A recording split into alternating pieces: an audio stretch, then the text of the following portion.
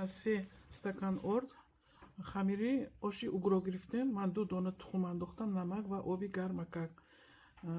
خمیر رو با تجزی خمیری توش بیره میگیرید. سخت کک باشد با نقصتر 2 قاشق سیله آش قاشق. من ما 4 زوالا گرفتیم. خمیری کردگی همون رو آهسته تونک میکنیم. تونک شویش نهایت آسان است چونکه این دم گیری در مدت 6-7 دقیقه. من زوالا ها رو نه اونقدر کلان میگیرم چونکه تونک کردنش هم آسان است و بریدن هم آسان میشود.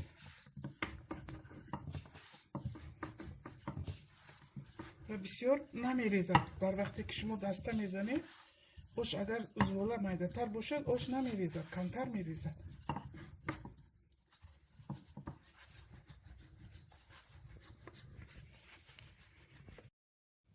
اگر خمیر شما با تخم 2 دانه تخم انداختم، نمکش اگر رسو باشد، من با همین خمیرم 2 قاشقچه پر کرده آشی چایی نمک انداختم و دمی نغز گیرد نمیریزد آش.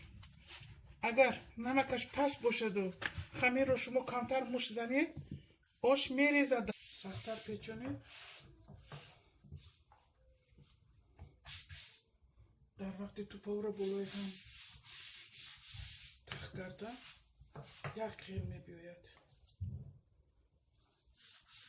نه کاری اساسی آن از همین است.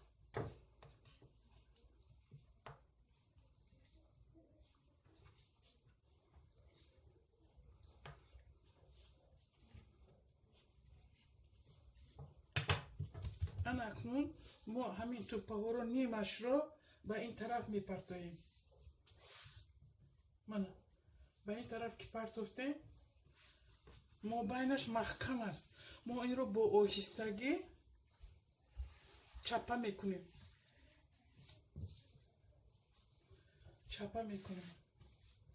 ما بین انا این توپا اکنون کشوده است.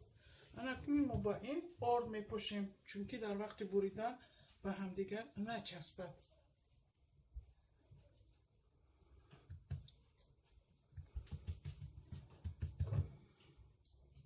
انا آهسته میبریم.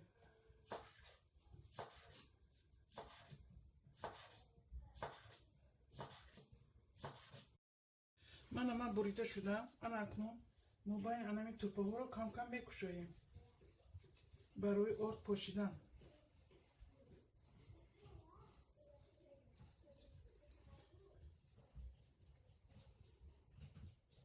انا کشودم.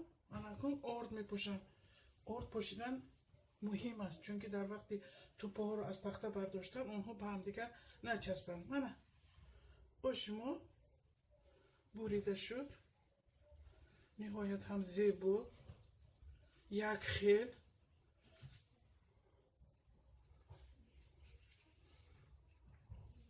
انا خیل کده ما دسته میزنیم. در طول 5-7 دقیقه وقت میرود برای دسته زدن.